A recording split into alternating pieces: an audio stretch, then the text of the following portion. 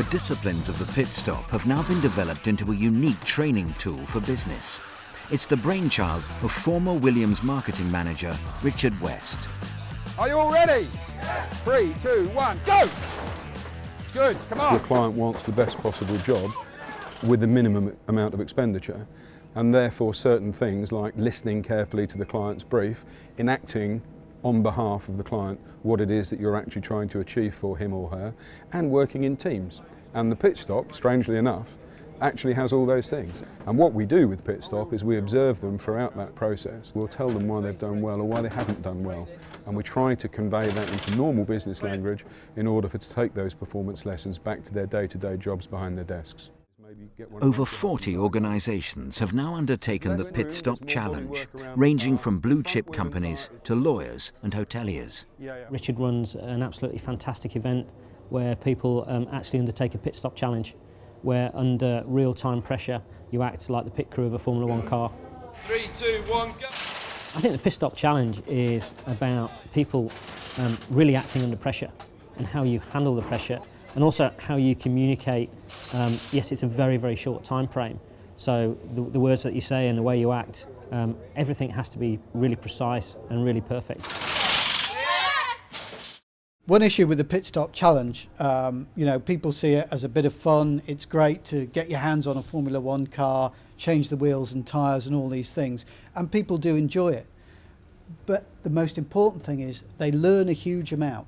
They learn a huge amount about themselves, how they work in a team, and about their other team members and how they integrate. And that's really the focus of every organisation in trying to improve its performance, to have that integrated view of how these different elements work together. Putting the challenge into practice is quite another thing.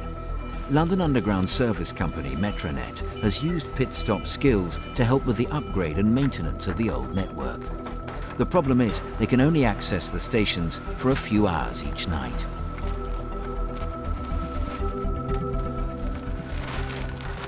We have just short of 10,000 people in any given week that are in the stations, on the track, maintaining the signalling, maintaining the trains.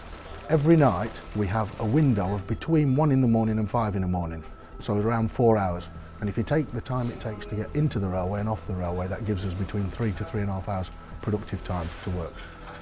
The challenge of coordinating the workforce in the small time window means teamwork is paramount. Our callback time this morning will be 0515. In any emergency, gentlemen, I'll lead the way out while these people guide us from behind to a place of safety. To help them meet these demands, they used the pit stop training programme. We ran these pit stop challenges, so all the track workers went through this process, and it was very exciting to the guys. It was something different to their normal work environment, and it's something they could relate to. The manager of our Metronet Rail Infrastructure Services, our track team, he then used that and built on it, and they looked at how they organised their work each night.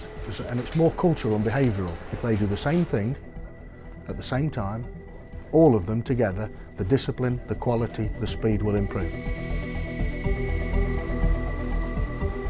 Productivity rose and delivery targets were being met, showing how teamwork can make a difference in any business. In our spot re-sleepering programme 2 years ago, and any company in the UK had never achieved more than 10 sleepers, we now do 18. We've doubled the productivity, we've doubled the amount of track we can relay through the spot re-sleepering programme every night in the last 2 years. So if you consider that as a productivity, 100% gain, that's fantastic.